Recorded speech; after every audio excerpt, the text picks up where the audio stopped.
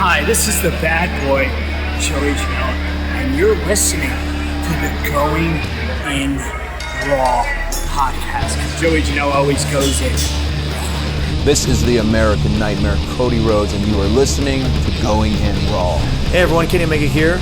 In case you didn't know, we have an awesome kick-butt show called Steve and Larson's Going in Raw, and they're going to be supporting AEW every week amongst many other things.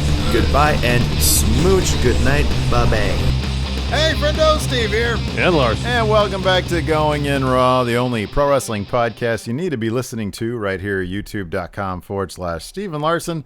Taped live at twitch.tv/Steve and Larson. We even did our live reactions. We could try to do these every week. I think that we had a good time. I was able to do my Steve notes, which are available right now. If you're a Twitch sub, if you're a YouTube channel member, or if you're a patron there on the Patreon at patreon.com/Steve and Larson. We had a really good time. We saw the reappearance, the return, if you will, of Sammy Guevara. Larson, what'd you think of AEW tonight? I thought the first hour especially was fantastic. It was a lot of fun. We saw Eddie Kingston challenge for the TNT Championship. We saw a really great Falls Count Anywhere match between the Young Bucks and Butcher and the Blade.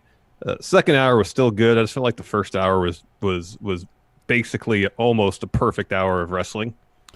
They started out pretty hot with that Cody Eddie Kingston match. I don't know what you'd rather do. I feel you. I do think we talked about this a little bit before we started rolling here for the podcast. It feels like you just take the entire second hour, put it there in the first hour, take the entire first hour, starting from at the 6 o'clock Pacific hour. You have Cody versus Eddie Kingston in that great death match, that no DQ match rather. You put that just to kick off the second hour, and then the main event with the Young Bucks. So I don't mind the Cody Eddie match kicking off the show, because that's the match that gets you into the show and gets you hyped for it. Yeah, but the Inner Circle Jurassic Express would have done that too, I think. I feel like if you would have had that match was kind of slow. I feel like if you had that match kick off the second hour, Jericho or Inner Circle versus Jurassic Express, then you get the Star Power Jericho kicking off that second hour. You have Young Bucks Butcher the Blade main event. And you still have Eddie and Cody open the show. It really sucks you in because the Inner Circle Jurassic Express match, you got Jericho. There's a lot of really talented people in that match. Just the match itself, kind of, I don't know. I didn't connect with it that much. It was just really hard to if they didn't have two really, really fun matches already, like that Young Bucks Butcher and the Blade, that honestly felt like a pay-per-view match. Like that, if they had built up Butcher and the Blade more, that could have been like your, at the very least, a Fight for the Fallen match. Maybe even like a Revolution. Like a Revolution. I'm not gonna say like All Out or Double or Nothing, but yeah, it could have been a pay-per-view match. That was really spectacular, especially the spot at the end.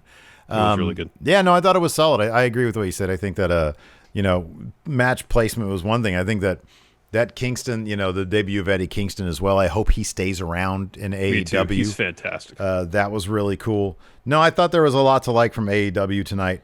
But yeah, the big thing and big reveal, maybe that's why they kept it that match for the end, was of course the reveal of Sammy Guevara. He's back from his sensitivity training. His suspension, yes. Yeah. Did they actually technically call it a suspension? I thought it was just we're sending him to because I know Jimmy Havoc got suspended, right? They both were suspended. Okay, so he went to sensitivity training. Now he's back. He was, I guess, NWO Serpentico, and then like the real Serpentico is still out there somewhere. Are they going to find him like tied up in a meat locker or something? Yeah, I don't know. Maybe. I don't know. I thought it was cool. Before we get started, I wanted to tell everybody, number one, if you like the show, hit that like button. Let's try to get this one up to 600 likes. And also, sounds good. Wanted to give a shout out to our new patrons here, because I know I woke up today and we had a couple new ones. Let's see here, including CM Punk Sweden, Travis Collins, and Ben Kasinger. Thank you very much for your support. You guys can check out Friendo Club TV. Today we power ranked the sexiest men in wrestling. How's that for a tease? I think we did like the sexiest men in wrestling because it was based off of Rusev was shooting about some like him and his buddies, him and some of the wrestlers on some trip at some point during his time at WWE. We're talking about who are the sexiest men in the company or something. Yeah.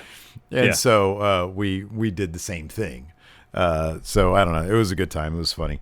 But yeah, you get 5 bonus episodes with that Friendo Club TV every single week. Yes. Let's get into the recap, Larson. It kicked off with, like I said, so Cody comes out. They're doing the TNT Open Challenge. First thing to kick off the show. And, of course, Cody comes out there first.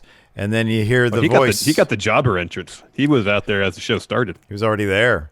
And then Justin, what's his face, Roberts was about to announce his opponent. And then you hear Eddie Kingston on the mic coming through the tunnel. And, oh, man, he was just talking up a storm just like he enjoys doing. I love Eddie Kingston. I think he's great, man. Oh, he's a fantastic promo, man. He put on a hell of a match against Cody. What was he saying to Arn there at the beginning before the match started? Arn was like talking to him a little bit, and I think he said he was going to punch his jaw off or something like that. I think he said he was going to gouge his eye out. Yeah. Which is kind of obviously probably a reference to the eye for an eye match. Yeah. But yeah, this was a really fun match. Yeah, he was given before the match. He was giving Cody crap because Cody, I guess, has talked about grinding, and Eddie's like, "You don't know what grinding is." He says he grew up around alcoholics, junkies. He said Cody wouldn't last a day in his shoes. That's grinding. Mm-hmm. He said everyone you faced so far was a child. I'm a man, but here's the best part: the guy that Cody likes to mention, Tony Khan, he just paid me, Eddie Kingston, to show up and take that title from you. Yeah, that was great. It was great. Speaking of which, I haven't seen if usually I think so they did this with Ricky Starks. Of course, the story behind his debut was that when his match was done, that was like his audition apparently because he goes backstage and Tony Khan offers him a contract. Signs into a contract right there. Yeah. Yeah, I wonder if there's going to be the same situation. I don't know because this match was really good. Eddie is like, "Hey, this is gonna be a no DQ match." Cody agrees, and they didn't shy away from that aspect of things. Mm-hmm. Yeah, man, we saw thumbtacks. There was a power bomb. Eddie Kingston power bomb. The power bomb would have been enough, man, but it was on a massive amount of thumbtacks, and Cody just spent the entire rest of the match with just a ton of thumbtacks in his back. That was awesome. Oh, it was great. It was great. But even before that, they told a bit of a story where about halfway through the match, Eddie did something kind of tweak his knee. He was selling that. Cody was going after it, hitting chop blocks and such. At one point, Eddie peels back the mats ringside, tries to powerbomb Cody on that. Cody backdrops him. And then you mentioned the thumbtacks. Eddie goes and gets those, dumps them in the ring, tries to dump Cody on him. Cody escapes, looks for a vertebreaker, but he can't get Eddie up. And that's when Eddie powerbombed Cody on the thumbtacks. Follows with a belly to back near the thumbtacks. Cody kind of no-sells that, hits Eddie with a lariat, tries to put the figure 4 on him. Eddie slaps him. Cody just slaps him back a bunch, locks in the figure 4. Because of the leg, Eddie has to tap. But it was a really fun match. Really, really, really good showing for Eddie Kingston tonight. Yeah, it was rad. I love it. I hope we see more of him. I hope we see more of him. I really do, too. Like, the last time he was around was in the NWA, and their status seems to be a bit up in the air with everything going on. So hopefully AEW picked up Eddie Kingston here.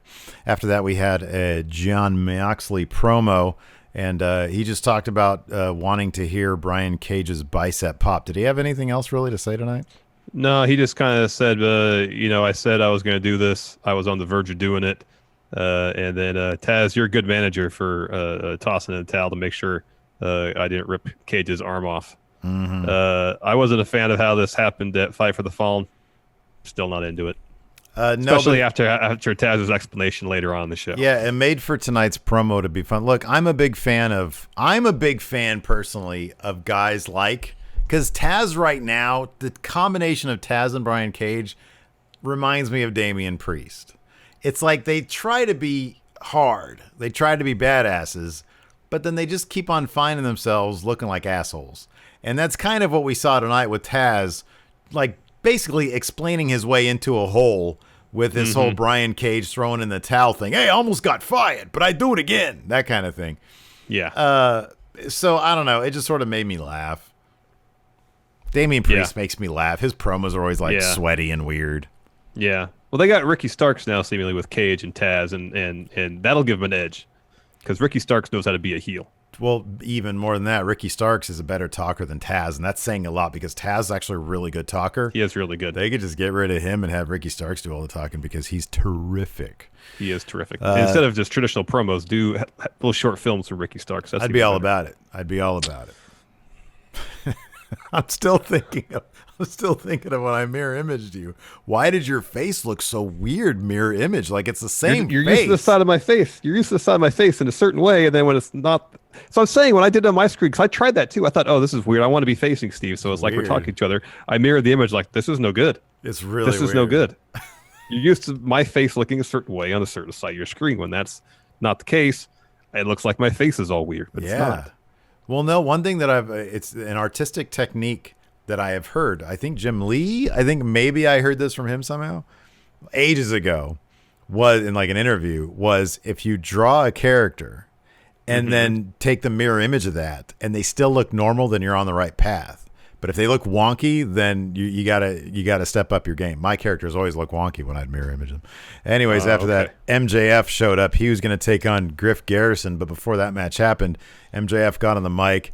He sort of did like an introduction. He says, tell the people your name is Jungle Man, because he does bear a kind of a resemblance to Jungle Boy, at least in his presentation, a little bit in the face, his hair. And he's like, no, my name is Griff Garrison. And he's like, oh, good for you. And he's like, I'm undefeated here. MJF is talking about being undefeated. And he's like, Griff actually says, and he sort of touches him on the shoulder in a condescending manner. I hate that. And he's like, I'm undefeated here. And Griff touches him on the shoulder, says, no, you're not. You lost a tag match. And that really sets off MJF. And so he clocks him with the mic. Yeah, clocks him with the mic. The match starts mid-match. This is not a long match at all. Partway through the match, MJF gets back on the mic as he's like hovering over Griff. He has him down, and he starts yelling at him, saying, "Say I'm undefeated. Say I'm undefeated." And he like puts the mic down there. Eventually, he's able to coerce him into saying MJF is undefeated. Yes. And after he says that, Griff kind of pushes MJF off, rolls him up. MJF kicks out at like 2.85. And then MJF hits a heat seeker shortly thereafter to pick up the win. After that, Tony Schiavone and Rebel or Reba, whichever one it is.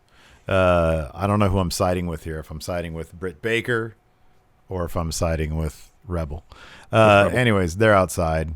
And as soon as Schiavone's about to start talking, basically, Britt's like, hey, get over here. And she's like in her wheelchair, and she's like, Tony, spin me around. So he does. Because the wheelchair won't spin. She can't get to spin by itself. Right. So it's just more conspiracy theory stuff. She has that big pad of paper right there. The setup in the locker room, she's in one of the locker rooms, I assume, at the football stadium. So she's in there. In the background, there's like a display of Jordans in the background, which will come into play later. There's a bunch of shoes because she wears Jordans fairly often, the Jordan 1s. There's a bunch of them in the background. She's got the easel next to her with the giant pad of paper. As you said, the conspiracy. She says conspiracy continues after Sheeta broke my nose. That fracture was targeted, taken advantage of. Yet, despite the injury, I'm set for the biggest comeback of all time. She mentions a couple, like Rocky against Ivan Drago. And then she says, just like Michael Jordan when he came back to the Washington Wizards. And Tony's like, they didn't make the playoffs. And then Britt calls him an asshole. Why are you being such an asshole right now, Tony? Yeah.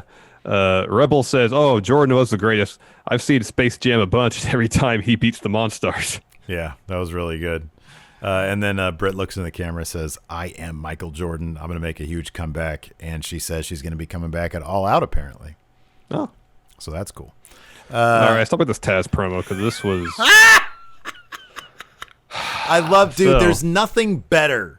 And I have been guilty of it plenty of times when somebody inadvertently makes themselves look like an asshole. There's nothing better than that. I love it so much. So he gets in the mic and he says, it's been a difficult week for Brian Cage and I. There's been a lot of talks, a lot of arguments. I was close to being fired. He almost got fired. Almost got fired. Cooler heads have prevailed. Taz explains why he threw in the towel last week at Fight for the Fallen. Says it was a business decision. He says Mox had Cage in a really good armbar, a great armbar. I really wanted him to get perfect the armbar. This would have been great for the Taz technique, man. If they cut to footage of the precarious situation Brian Cage was in while Brian Cage is sitting there, maybe they do a split screen and Brian Cage is just getting even more mad. He's just there doing constant eye roll. Look again. at him. Look at his face. It's obvious. He's about to tap out. He's about to, the muscle's about to come off the bone. And he says he keeps on putting over that armbar too. He's like, "Oh, it's a perfect armbar, beautiful armbar." And he says, "I'd be damned if Cage's bicep was going to be torn another time." And he promises that Brian Cage will never be in that position again. He'll never have to make that decision again. He didn't tap. He's not wired to tap. He'll never tap. Tapping's not in him. He's not programmed as a machine to tap. Then he's interrupted by Darby Allin. Darby Allin comes down to the stage, and then Ricky Starks just annihilates him from behind. Man, clocks him into the ropes. Darby Allin had like a slow motion, like a video of that on his Twitter. I just saw it now. Yeah. Oh my! Like his head snapped against those ropes. Man. It was ugly. It was really. He ugly. got clocked. Yeah. So then Brian Cage goes out to the stage, power bombs Darby Allin onto the stage, picks him up, and then power bombs him from the stage into the ring. The second one really wasn't that, like, even him launching him into the ring wasn't that big of a deal. That first one was just violent. It was violent. It looked no fun. So then Ricky hits Darby with a move in the ring, sets up for something else. Mox runs in with a barbed wire bat. Cage and Starks make their leave. Yeah, after that, it was announced through a little commercial thing that we're going to get a women's tag team tournament coming up. I didn't see when this was happening. I didn't notice that either. There's 8 teams. Yeah. It's the women's tag team tournament cup or something like that, but it's the Deadly Draw. As far as I can recollect, there's only one established women's tag team in AEW. That's Brandy and Allie. Right. So we're going to get kind of like a lethal lottery situation, I would suppose here. Oh, you think? Oh, the Deadly Or Draw. teams There are you put go. together, yeah. No, you're totally right. Wow. Yeah, the Deadly Draw, lethal lottery. There you go. That'll be fun. Yeah. Yeah. So I would think that would, because when we first saw it, I was thinking to myself, okay, are they going to introduce like women's tag team titles, which I think it'd be cool. But given that you're probably right, this is going to be a lethal lottery type thing, then I doubt that's going to be the case. They'll probably just do this to motivate some stories. Yep. Next, we had Alex Marvez interviewing Chris Jericho and trying not to laugh basically the entire time. This was hilarious. This is pretty good. Jericho's still wearing his fancy jacket from last week, and it's stained orange still, which is great. Mm-hmm. So Marvez asked him something. Jericho says, "I want to ask you a question. What color is my jacket?" Marvez says, "Well, it's orange." And Jericho says, "Well, it's supposed to be white. It's $7,000 jacket. It's ruined because of Orange Cassidy. Now I'm going to ruin Orange Cassidy's career. But first, Inner Circle is going to ruin Jurassic Express." It says Luchasaurus has a giant mutated head. That's when Marvez just about starts laughing. Yeah. Hager's laughing in the background. Yeah. He says something else about Jungle Boy too, but I didn't even catch that because I was just laughing over Marvez, almost about to laugh. Giant mutated head. Because Jericho says it just without breaking at all. It's great. And then Jericho, after the interview's over, he turns to Santana and asks if he still smells like orange juice. Santana says yes. This infuriates Chris Jericho.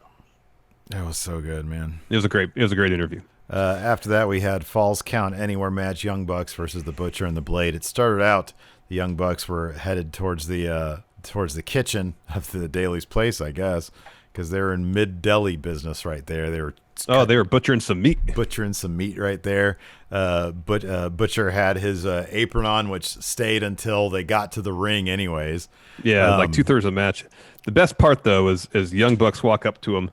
So they're doing the meat thing. There's some trash talk. And so Butcher and the Blade, they go over there. Before the match begins, do the right thing. They're professionals. They wash their hands before the match starts. And the Young Bucks, they just grab the meat and start throwing it at them. Yeah, it was pretty rad, dude. So this was great. This was a crazy good match. So I forgot to mention this. I gave Cody versus Eddie Kingston 3 stars. It was a pretty quick match, but man, they did a lot in that match. It's Eddie Kingston. I was just really happy to see him. MJF versus Griff Garrison, 1.5 stars. because nothing really was meant to happen there. And then this match here, I give it 4.5 stars, man.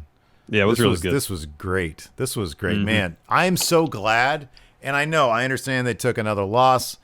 This could have been in the main event, but keep on pushing the Butcher and the Blade. For God's sakes, they're so damn good. They are damn good. Their look is great. They held their own wrestling-wise against the Young Bucks. They really did. They're just really fantastic. So this first sequence that went down in the kitchen, we saw a power bomb onto like the portable table thing. The meat table. The meat table, thank you. We saw. Where am I? There's a suplex on a different table. They're brawling out to the concourse. Both Matt and Nick are set into like this column out in the concourse, and then the Blade gets on this like hand cart. Butcher pushes the cart towards the Young Bucks. They move, so the cart just runs into that column, and Blade selling it was awesomely cartoonish. It was fantastic. Great. Yeah, that was awesome. And there's a bunch of brawling out in the concourse. There's a couple cookie sheets involved in all that. There's a production truck that saw Nick get lawn darted into the door, and then Matt comes running out of the truck, hits a somersault senton, and takes out Butcher and the Blade. It was really cool. There was a little sign, because I know people are going to be bugging in the comments about this. There was a little sign inside the truck that said Outlaw Mud Show happening tonight or something like that. That was pretty cute. Yeah. That was great. There's a little table set up by the concession stand. The Young Bucks put Butcher on it. Matt jumps off the counter of the concessions booth with a cookie sheet under him, hits a senton. The Young Bucks super kick Blade onto an escalator. He goes up the escalator. We go to commercial. We come back. Young Bucks and Butcher are brawling towards ringside. Just all sorts of crazy stuff. Blade gets back in there too. Was Blade supposed to go through the table on that? He came screaming out the ring, and he landed, but it was like 3 feet away from the table. It felt like part of his head hit the table, and that's what I was worried, because it looked like I didn't even notice that. He clipped the table with his head, I thought. Ouch. It looked like a rough landing. But I think, he was supposed to go, because he did a suicide dive. He was trying to take out one of the Jackson brothers, who was leaning against the table. They moved. And, I feel like he was supposed to be, because that was a nasty landing. Because right after that, the camera went to the other table that was set up, and that's when we got the fun splash. Butcher took out, I think, one of the Jacksons there. Yeah. Yeah, it was Matt. Then we got at that point, Blade is out. The Young Bucks get Butcher into the ring, and they do like a running bulldog sort of drop kick combo type thing. The Butcher and the Blade sort of do like a combo pile driver to Matt on the stage. They get tables out. The Young Bucks do a BTE trigger on Blade, put him on a table, double super kicks to Butcher, put him on a table, and the tables are situated on either at the entrances of both tunnels there. The Young Bucks, of course, then climb up to the top of the tunnels. Matt does the elbow drop, and Nick does his swanton, and they get a double pin. 1, 2, 3 Great. For the win. Tons Just of a fun. really terrific match. I would definitely encourage y'all to watch that match. Definitely. It was really fun. Tons of fun. After that, we had a Alex Marvez interview. This was tons of fun, man. Yeah. Oh, man. Lance Archer put some poor kid up into the ceiling. This was great. He dumped that same dude into the garbage, too. Yeah. So Marvez goes up to him and asks why Lance wasn't at Fight for the Fallen. And Lance is like, all right, come with me. He goes into a locker room with there's just 4 dudes in there, and then beats the living hell out of all of them. Oh, he man. Puts one of them through the ceiling, takes the same guy, dumps him in the garbage, just toss him all over the place. Jake's narrating the entire time. It was fantastic. Just fantastic. Jake was so sweaty, too. It's probably just It's really humid in Florida out there right now, yeah. It's like always humid out there. Yep. So after that, we had Diamante versus Ivelisse, the debuting Ivelisse. Diamante's had some matches in AEW so far. Ivelisse was in one of the women's battle royals they've had. Oh, this is her solo match. I'm pretty sure Diamante had at least a match on Dark. She might have had more. Yeah, though. she has. I don't watch Dark. So anyways, this was kind of surprising because they were hyping up Ivelisse quite a bit. Diamante ended up getting a roll up on Ivelisse for the win. But Ivelisse was doing the whole heel thing the entire time, just talking crap. There was a chop off at one point. There were so many chops in this match. Yeah, there was a lot of chops. During the match, there was a really long Big Swole promo. I didn't catch most of it. I know she was talking crap about Britt Baker. Yeah, she's saying, in Swole's world, she's the one that doles out consequences, and someday, Britt, you'll have to step in the ring against me. That's pretty much it. Jorge D in chat says she had a match on Dark yesterday. See, again, I don't watch Dark. Maybe one day I'll start. Look, I don't know what to do, man. Tuesdays, I'm watching Impact. Yeah, your Tuesdays are spoken for, huh? I've just added 2 more hours of watching wrestling to my schedule. Dark, I don't know what I'm going to do about Dark. I don't know, man. You got to make some difficult decisions, maybe. If AEW had chosen to stream it on Twitch and allowed us to co-stream, guess what? I'd be watching Dark. Jorge also says, there's no reason to watch Dark, really. The winners are really obvious. That's totally true. Dude, whenever you see a match card, and here's the thing, I really like that it gets reps for younger wrestlers who are on the rise. Agreed. It's great. That being said, no drama, might be some cool stuff happening. You know who's going to win all this stuff. Yeah, by and large, that's true.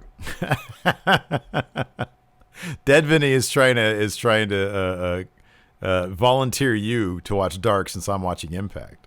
I watch Impact because I have time. I've got time on my hands. Maybe in about a month's time when I get these themes I gotta get done. Tuesday nights is like music night for getting these themes done. There you go. We should reach out to AEW. Say, hey, can we co-stream these on Twitch? That'd then be we'll great. watch them. Maybe they'll let us. Maybe we can get the exclusive. Hold on, they don't even stream their stuff on Twitch. They'd have to start up a new platform essentially.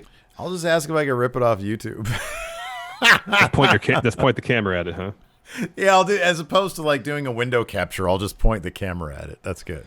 In total, it's like our prime directive. We don't show the screen ever. Yeah, exactly. And then we do. But it was really the Impact stream was rad because it's just there. It's just there. I don't have to sync up. You're watching me react to something. I gave this match a 1.5 because I'll be honest, it was kind of clunky. After that, I gave 2.5 stars to number 5, Alan Angels. Angels. Number 5, numero 5 versus Hangman Page. When this happened, I was not aware that number 5 was Alan Eagles, and so I figured this would be about a minute long, like a bit of showboating, buckshot lariat. But no, just like Kenny Omega had a hard time putting Alan Angels away, Hangman Page, same deal. Always surprised when Alan kept on kicking out of stuff. Yep. In the end, though, Hangman Page got a pop-up powerbomb for the win, 2.5 stars. What happened after the match, though, Larson? There's some Dark Order shenanigans here. Yeah, so Hangman talking trash to Dark Order, basically daring him to get in the ring. That brings out Brody Lee and Colt Cabana. Colt stays on the stage with the rest of Dark Order. Brody hits the ring, tells Hangman, I've been impressed by you, but I am not impressed by your lack of friends or your tag partner when you're clearly in immediate danger. He's like, I'm not going to hit you. I'm here to offer the Dark Order's protection. We'll never leave you alone, essentially, which is reason enough right there to say no. Because if Page wants anything, it's quiet time to himself to drink. Yeah. So he hands the mic, Brody does, to Page. Hangman says, I appreciate the friendship, I appreciate the offer, but I'm not ready to join a cult right now. League says, all right, you shouldn't have said that. You just made your bed. Hope you enjoy sleeping in it. Dark Order hit the ring. They circle Page. Page is the one who initiates the violence. He attacks them. Pretty quickly, he's overwhelmed by the numbers. FTR hit the ring. They got a styrofoam cooler. They just chuck it. And I think it's Silver Reynolds. That thing basically explodes and ice and beer go everywhere. A great visual. FTR fends off Dark Order. Kenny, late to hit the ring, basically after all the action's done with. FTR hands Page a beer, shakes his hand. He accepts. Bottoms up. Yeah, this was good stuff. Teasing more dissension between, Hangman seems to have a lot more in common with the dudes from FTR than he does with Kenny. So that'll be interesting to see how that's going to go down. It was announced next week we're getting Kenny and Page versus Uno and Stu Grayson. Evil Uno and Stu Grayson. We're also getting Hikaru Shida versus Diamante. And Mox and Darby Allin versus Who Can't Stop the Path of Cage. Well, Taz can. That's been proven. and Starks. And then Cody open challenge again. And then another top independent name, Cody. So it's not somebody from AEW, another top independent name. Larson, who's it going to be? It's got to be Warhorse at some point because Arn mentioned Warhorse. I'm going to stop saying it's going to be Warhorse until they actually do Warhorse. So, well, at that point, you can't really say it's going to be Warhorse anymore because it already had been Warhorse. In the comments of our latest, yeah, right. I'm going to do what Rohan did in our YouTube comments today. So I posted in our YouTube comments, given that we talked today on News Brief about this big AEW surprise, which ended up being, it just was Eddie Kingston, right? It wasn't Sammy, it was Eddie. That's the big surprise, right? Yeah. Yeah, okay. So I said, what is the big AEW surprise? The first friendo to correctly guess will win. Where is it? The friendo. What do I do with that? Oh, here it is. I think I've got like one or two of these left. Friendo Club face masks, and where the hell I put that thing? One of those temporary. Oh, you're a mess. You're an absolute mess. I don't know what I did with that thing. Yeah, you know what you're doing over I there. have a bunch of those temporary tattoos. So, anyways, it's a giveaway in our YouTube comments. I'm going to do another one for this episode. So you guys better get to the comments. Leave comments. Well, nobody won. So I said nobody predicted Eddie Kingston. That's weird because I heard his name before the episode started. Me too. He's one of the names I heard. Yeah, it was a little bit on Twitter. I saw it on Twitter. Some people were saying about the possibility. Jonathan said it's going to be an Extreme Rules match. Don Holly says Blood and Guts gets an actual date. F Pop said Miro. White Brownie said a barbed wire match. Let's see here. Brian Luckman said Caljack debuts. Oh, that'd be great. This is what I thought it was. Kev Rich says AEW New Japan crossover. That's what I thought it was going to be. That was kind of wishful thinking. That is so ambitious. They would have totally advertised the crap out of that. Ooh, that is a huge angle. What was I thinking? You weren't thinking. Gareth said the Shakaroni. It's not even. They have Papa advertising John's, with WWE. Oh, yeah, Papa John's the WWE sponsor. Yeah. So and then there were some Arby commercials tonight. So maybe Arby's should really be sponsoring NXT as long as Dijak's there. I agree. So Rohan Greats, like a good hour after it happened, said, "I'm thinking Cody's opponent is going to be Eddie Kingston. That qualifies as hardcore, right?" I just did the face palm emoji. Good try. Good try. Yeah. I mean, I guess I did say the first person to get it right wins. Well, the implication is before it happens, though. Because you said predict what's going to happen. And after it happens, there's no prediction necessary. Hold on a second. Let's see if I said predict. I'm pretty sure you said predict. I didn't. I just said, okay, friendos, what is the big AEW surprise tonight? Maybe Rohan thought it was a quiz question. I'm going to give it to Rohan. Rohan, you win. You win. All right. Rohan, if you're listening to this, DM me your info at MFSteve here.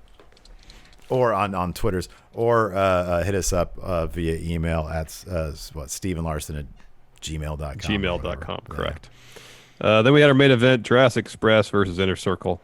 I understand between having Chris Jericho in the main event plus the reveal at the end, why it was the main event. Based on action alone, Young Bucks and Butcher and Blade should have been the main event. Because this match wasn't bad. Just compared to some of the other matches that preceded it, it kind of dragged on a little bit. It never really captured my attention. Of course, we were talking NBA, talking basketball during our Twitch streams. Maybe that has something to do with it. Because I felt like we were having some good conversations there. Yeah. So maybe that was part of the deal. I mean, Luchasaurus was bleeding from the ear. He and Hager had like a rough, kind of, I think, unintentional meeting of the minds. Mm-hmm. It looked like they banged heads at one point. Yeah. Like Jungle Boy is really good. I like Luchasaurus. Jericho's fun. Hager's all right. But this match just didn't connect with me. In the end, we had Luchasaurus. He was clearing house. He set up for a choke slam on Jericho. Meanwhile, Jungle Boy, he sees Santana on the apron. Rana's him off into Ortiz. That was a cool spot. And then that was cool. And then Serpentico jumps the barricade and clobbers Luchasaurus with Floyd the Bat. Mm-hmm. That allows Jericho to hit a code breaker, not even Judas effect, to get the win. And then Inner Circle plus Serpentico starts beating down Jurassic Express. Serpentico hits a 450 on Luchasaurus. Of course, it's Sammy Guevara. Mm-hmm. And then Orange Cassidy, Best Friends, run out to make the save. And then it's announced that Best Friends and Jurassic Express will team together to take on the Inner Circle next week in 5-on-5 tag team action. So somebody here in chat, who's saying this? Adrian C. here in chat said that somebody 7 hours ago said that in the comments said that it would be Eddie. So I'm checking that real quick right now. Whoa. Well, okay, so here's the thing. I was just looking at the thread from my original comment, all the replies to that comment. Let's see here. If you want to start getting some questions. Sure. Blood Wraith says, Kingston and Danny Havoc were tight in CZW. It was great to see him pay respect to him with the tax. Yeah, it's cool. That's really cool. It's cool. That is really cool, yeah. Cool to see Eddie Kingston in AEW. It really is, yeah. And it's great to see Thumbtacks there, too. Thank you, Tally Bear, for the sub. Just saying, says, interesting, the instigator of Shouldergate doesn't like shoulder touching. The irony. Yeah. What can I say? I'm a complex individual. Listen to this. Hal3 says, okay, so this is true. He said, does this count, Larson? I still want Eddie Kingston versus Cody. It's not a response to my challenge, and he wasn't predicting it. He was saying, this is what I want.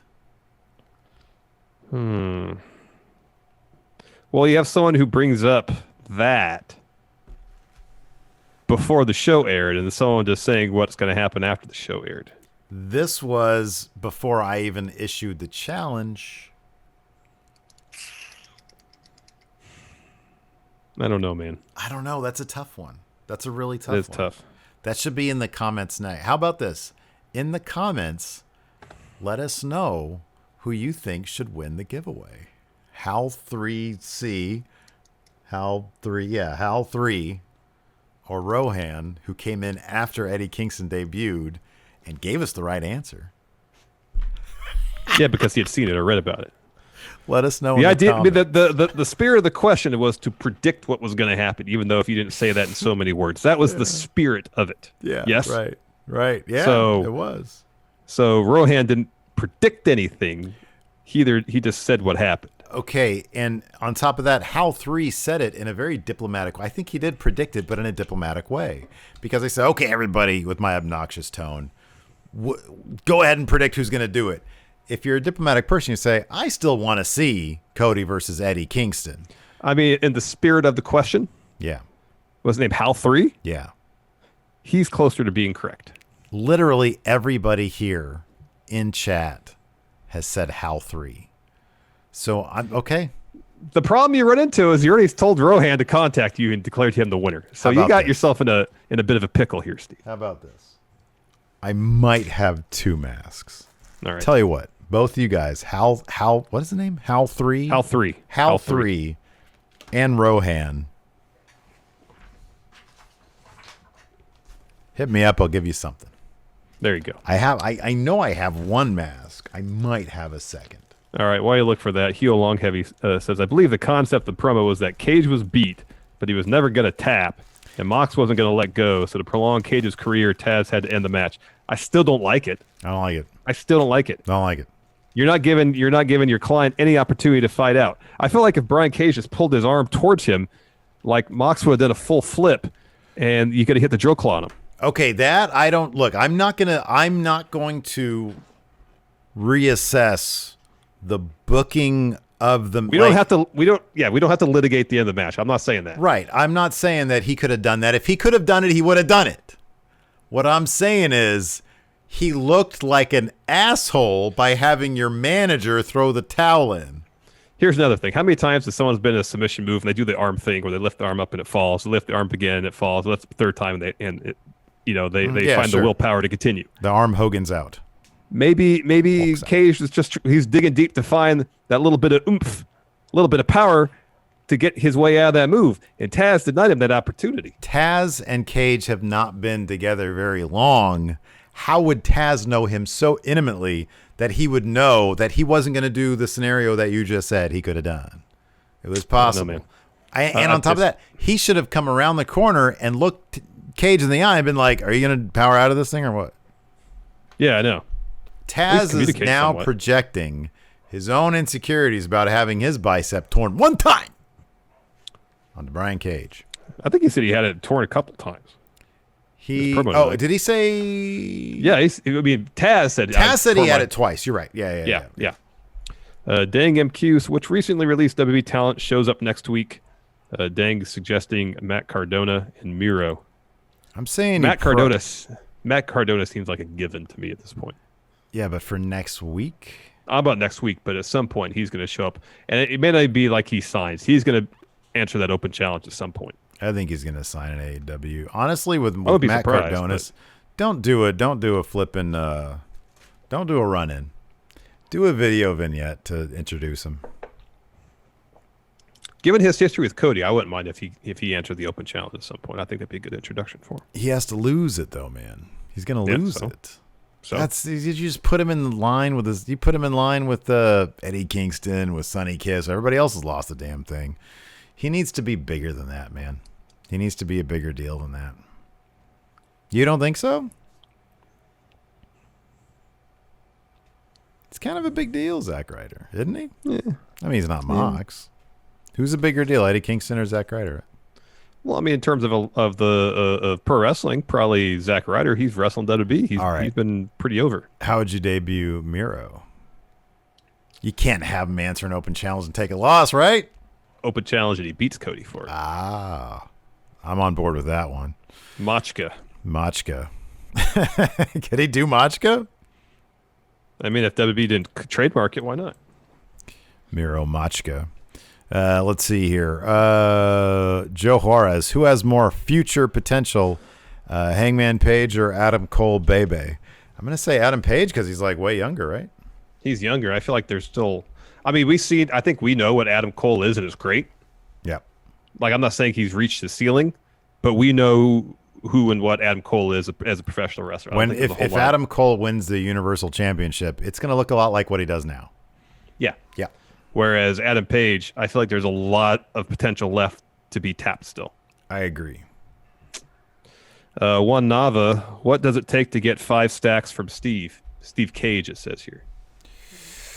Had the Young Bucks Butcher and the Blade match been in front of fans at a pay-per-view, that would have been a 5-star match. That's an example. Yeah. Let's see here. Sorry, I'm pretty sure you were just waiting for me to read a question. Greg Morris. Yeah, that's right. Since the Elite versus Inner Circle seemingly had their blow-off with Stadium Stampede. No, there's no seemingly about that. That was their blow-off. Yeah. Were the 5 in the ring at the end who faces the Inner Circle at Blood and Guts? You talking about the end of tonight, so the Jurassic Express and Best Friends? I think Blood and Guts is off till fans are back. I would, if they're even going to do it, it's like at this point, it just might not be a thing. Like, why would they revisit it? They might sometime in the future if the story seems to make sense. Here's the thing also about Blood and Guts is that it might be like a title that had its window of opportunity. They could still explore the concept, but like that was a riff on what Vince McMahon said like ages ago. Yeah, he just had someone lose an eye in a match. Yeah, wouldn't they just call it something else at this point? Yeah, probably. Gareth, did you see that Colt Cabana's shirt reads Colt Cabana? I did see that. That's awesome. He's so great. God, he's so good. When he's out there, he does the perfect. He should be in movies. He does the perfect, like, what have I gotten myself into look. Mm-hmm. It's so good. Mm-hmm. Toby Whittle, what teams do you want to see in the women's tag team tournament? Who do you want Abaddon to be with, Larson? Oh, wow.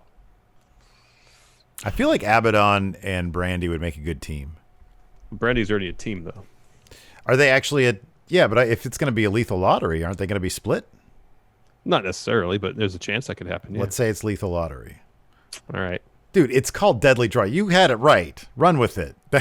It's exactly that. It's lethal lottery. I think the best partner for Abaddon is Britt Baker. That's good. That's really good. I like that.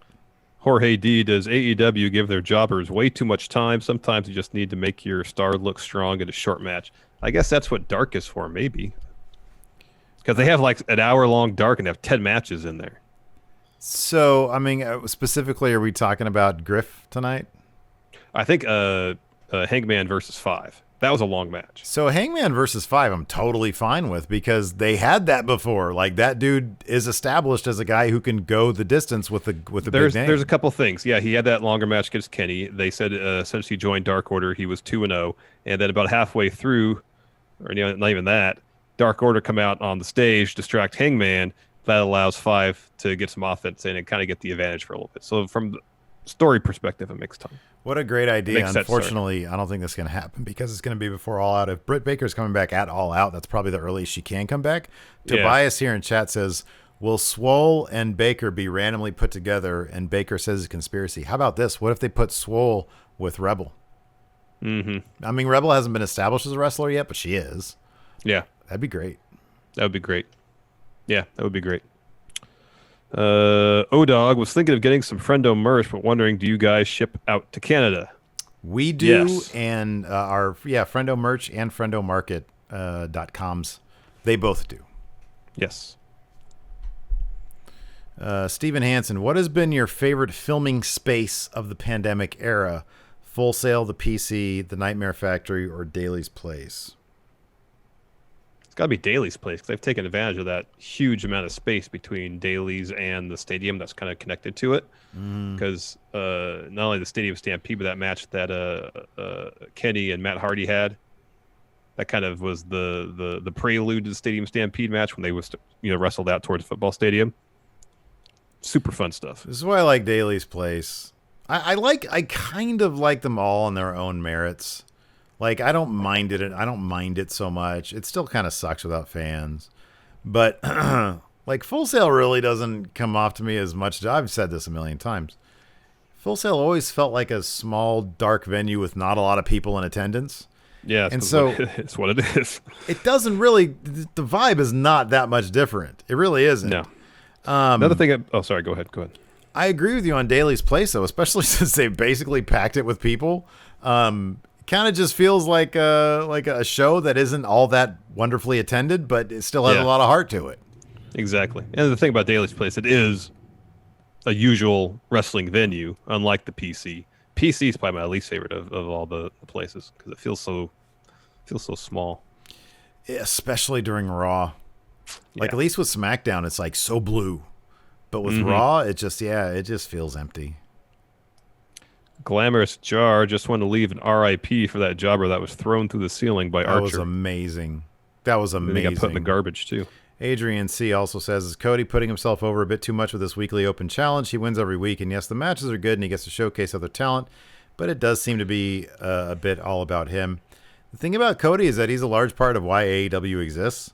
Like, people want to see Cody. They like Cody. They want to see him win. They want to see competitive matches, but, like, and I don't know. I'm not going to say necessarily that, like, I thought that Sonny Kiss could have won last week. I didn't really think that Eddie Kingston was going to win this week. But the drama, there's always a bit of drama there, Like, he's really good at storytelling. And I'm always kind of curious as to how Cody's going to win a match because it's different every single week. Yeah. Fear and Loathing. Steve, what is the name of the new stable you'll be managing, and who's in it besides Brian Cage and the Butcher and the Blade? So come up with a stable. You got Brian Cage and you got Butcher and the Blade. Wow. Who else is in it? Who else is in it? Abaddon's in it. All right. Big Swole's in it. All right. Those are two of my favorites right now. Geez, what's the name of the boy? You really put me on the spot with that one. Well, it's probably like the Golden Powers, right? Yeah, I think they'd all look great. Could you imagine Abaddon, but in Golden Powers? That'd be something else, man. Yeah, and then I'd be, of course, Llama President. Mm-hmm. Patrick Oliva, I believe Chris Hero will soon get the challenge and be the one to beat Cody. That'd be great if Chris Hero. I would love that. I would love that. I would love that. Where's his Twitch channel? You know, Drew Gulak was on. He's on Twitch, but like one of the nights he was on Twitch, I think it was after SmackDown. He was like just loading up YouTube like old All Japan matches. Oh, that's cool. And just like talking about them while they're happening. That's awesome. It's great. Why is Chris Hero not doing that? I would love to sit under the learning tree. Chris Hero, some All Japan matches, and a telestrator. Right? That's what I want to see. Who would say no to that? You got a question? Yeah. Let's see here. Church Jackson, how much money would it take for you to take a huge power bomb into a bunch of thumbtacks?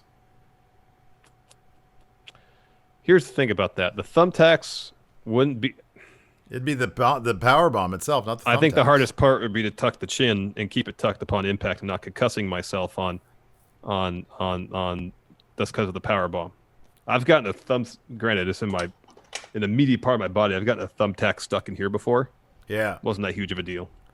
Yeah, I agree. It's the bomb. Like I could not take what Brian Cage did to Darby Allin tonight. I couldn't do that. Couldn't take it. Eddie Kingston wasn't playing nice with Cody in that power bomb either. There was some oomph on it. Like Bam and I went out to the middle school nearby today, and I took my basketball and I shot some hoops. I came back, my knee felt crap. Like I'm old. I can't take power bombs. That being said, I already have a bad neck. I need to deal with the snap of a power bomb. $200,000 and I'd do it. I'd do it for $200,000. I'd tell Lacey she can quit her job. I'd take a power bomb for Lacey. I'd say 5 only because my neck sucks and I'd probably need some sort of surgery afterwards.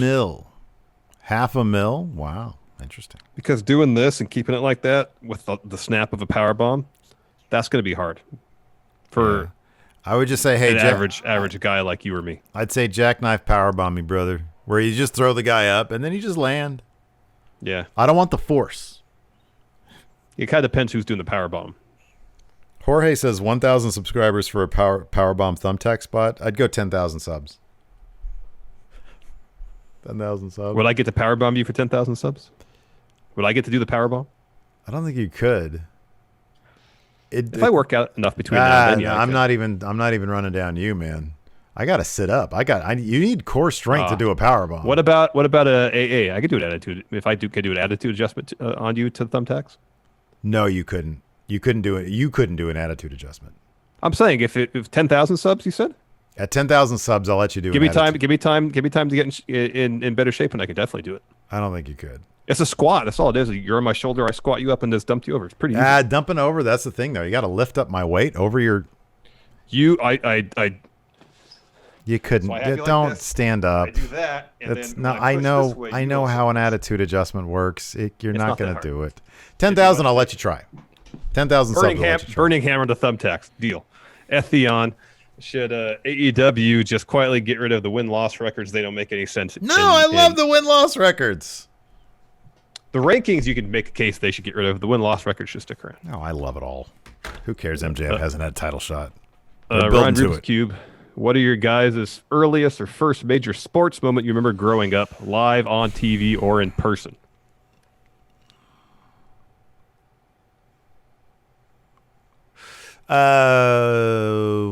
Super Bowl 1989 was the Niners versus the Bengals.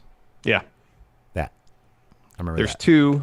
I don't remember what comes. I think the Super Bowl, the Bears Patriots Super Bowl '85. I remember watching that whole game, and then remember one time we were walking through what's it called? Sam's Club. It's like Costco. Mm-hmm. And the town I used to live in Arizona. And there was a bit of the Rocket Celtics finals from '85 as well on one of the TVs in there. Wow. I don't remember that so vividly. That's crazy. I just do. Yeah.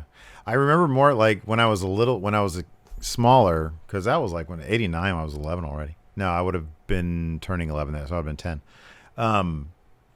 Before that, though, I remember like I used to go to my dad. My dad used to play ball like on the base with like coworkers. I used to watch that. All right, this is interesting. White Brownie says that Dijak in Dio Madden stream said back in 2018, Triple H wanted to let some of the NXT wrestlers work New Japan, but Vince shut down the idea. Wow.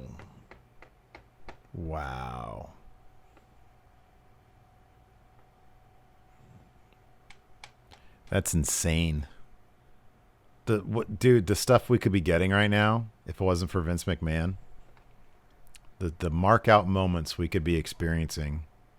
I'm telling you, I know people have said, oh, it wouldn't be that big of a change if Triple H was in charge. It would be. It totally would be. Thank you, Nano Sano, for the Twitch sub. Let's see here. A couple more questions here. Colin Branch, would you like to continue seeing Eddie Kingston at AEW? Yes, 100%. Yes. The Rain Trigger says, speaking on the Good Brothers going to Impact yesterday, have you guys checked out the trailer for their event pay-per-view Talkin' Shop Mania? Yeah. I have not, but I think I would like to do the fact on Impact they said it's going to be TVMA. I want to do a watch along with that. I read a little quick interview with Gallows today, and he says it's only like an hour and a half show. That's cool.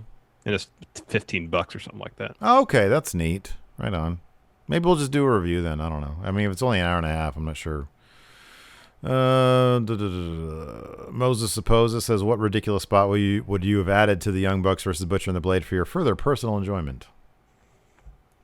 Do the finish, but instead of just right above the tunnel, go up higher on the stage setup. Much. I don't know how anybody can do a swanton.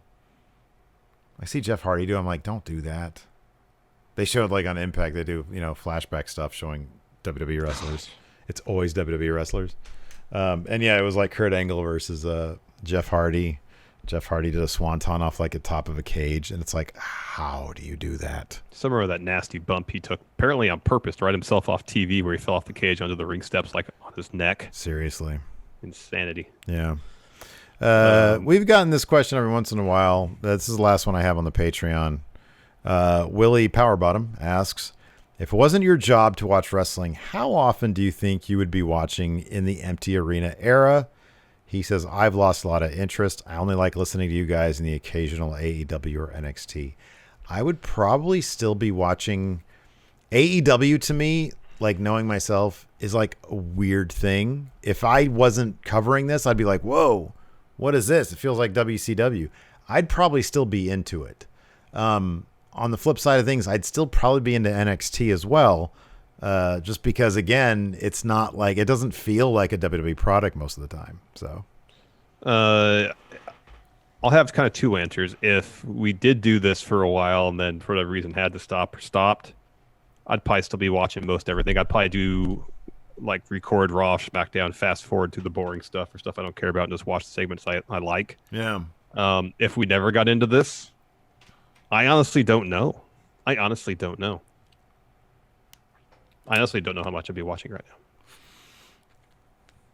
You started watching again during the Punk stuff. 2011, yeah. Was that for Tree of Woe?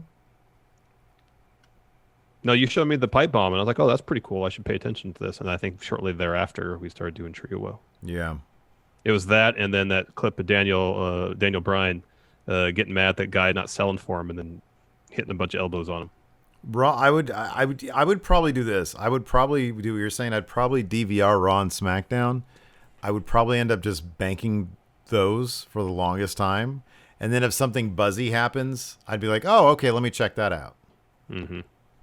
But I'd probably watch AEW and NXT still. I could just sit there and it depends on what my other job would have been. There's that. And also, if we didn't get into this and didn't start watching New Japan, I don't think there'd be the familiarity with, AEW, the talents involved. Yeah. And so I might not even really giving it a shot. Yeah. Same with NXT. I don't know if I ever would have started watching NXT if we didn't cover wrestling for a living. We'll finish on this real quick. Etheon says, how many subs to get some nice looking sub badges? I gotta, yeah, I know. That's one thing that I really have to work on soon is like sub badges. I don't even know what that means. You're on Twitch. I'm assuming that means it's what like we hit. the slow Wolfpack stuff on YouTube for the channel members. Those badges where there's a different. Okay, yeah. So the longer they're sub, the more you get like a thing. Okay. Oh, it's where the star is. Yeah. 2 months. Oh, look at that. Because if you hover over it, the star can be customized.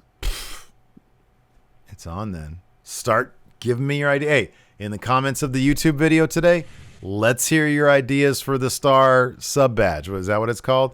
Let's start hearing those ideas. But I'm only going to look at the YouTube comments, so you better just leave them there. Thanks for watching, everybody. Until next time, we'll talk to you later. Goodbye.